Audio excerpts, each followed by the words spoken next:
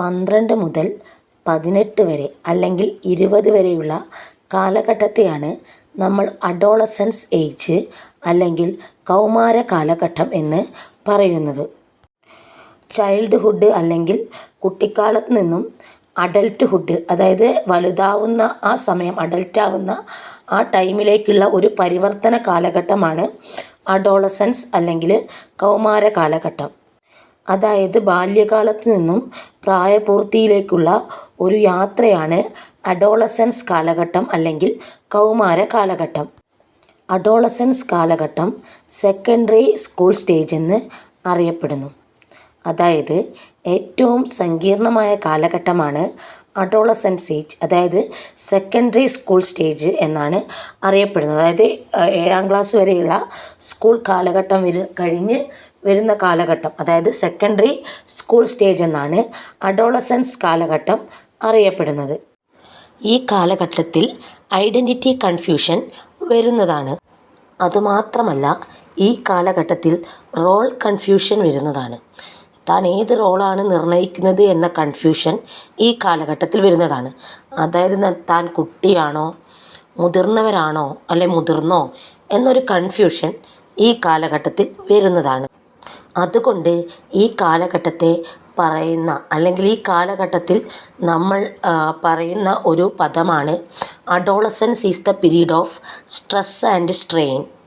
അതായത് ഞെരുക്കത്തിൻ്റെയും പിരിമുറുക്കത്തിൻ്റെയും കാലഘട്ടം. ആരാണ് ഇങ്ങനെ പറഞ്ഞത്? സ്റ്റാൻലി ഹൾ എന്ന് പറഞ്ഞ സൈക്കോളജിസ്റ്റാണ് ഇങ്ങനെ നിർവചിച്ചത്. Adolescence is the period of stress and strain.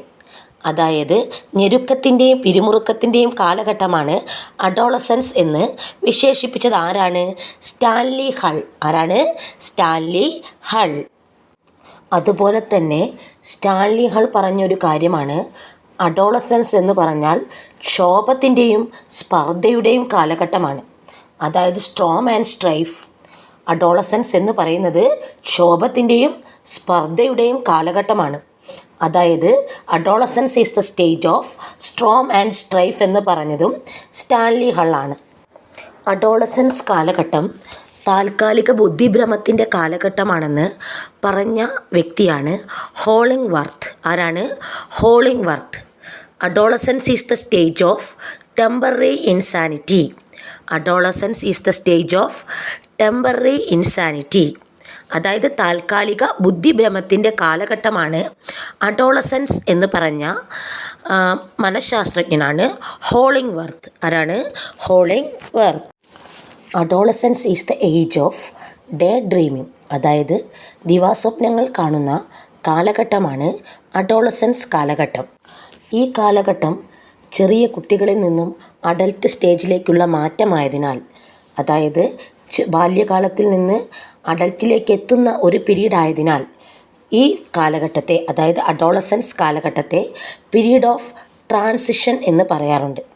Period of transition, അതായത് പരിവർത്തനത്തിൻ്റെ കാലഘട്ടം. ട്രാൻസിഷൻ ഏജ്, പരിവർത്തനത്തിൻ്റെ കാലഘട്ടം. ഈ കാലഘട്ടത്തിലാണ് കുട്ടികൾക്ക് ഫിസിക്കൽ ഡെവലപ്മെൻറ്റും ഇമോഷണൽ ഡെവലപ്മെൻറ്റും സംഭവിക്കുന്നത്. അതായത് കുട്ടികൾക്ക് ശാരീരികമായ മാറ്റവും മാനസികപരമായ മാറ്റങ്ങളും അല്ലെങ്കിൽ വൈകാരികപരമായ മാറ്റങ്ങളും സംഭവിക്കുന്ന കാലഘട്ടമാണ് അഡോളസൻസ് കാലഘട്ടം അല്ലെങ്കിൽ കൗമാര കാലഘട്ടം. അതുമാത്രമല്ല, അമിത ആത്മവിശ്വാസത്തിൻ്റെ കാലഘട്ടമാണ് അഡോളസൻസ് കാലഘട്ടം. അമിതമായ ആത്മവിശ്വാസമാണ് ഈ കാലഘട്ടത്തിൽ കുട്ടികൾ കാണിക്കാറ്. ആഴത്തിൽ പഠിക്കാനും കാര്യങ്ങൾ മനസ്സിലാക്കിയെടുക്കാനുമുള്ള ഒരു താല്പര്യം ഈ കാലഘട്ടത്തിൽ കണ്ടുവരുന്നുണ്ട്. ഈ വീഡിയോ ഇഷ്ടമായാൽ ചാനൽ ലൈക്ക് ചെയ്യൂ, സബ്സ്ക്രൈബ് ചെയ്യൂ. കൂടുതൽ LPUP വീഡിയോകൾക്കായി സബ്സ്ക്രൈബ് ചെയ്ത ശേഷം ബെൽ ബട്ടൺ അമർത്തുക.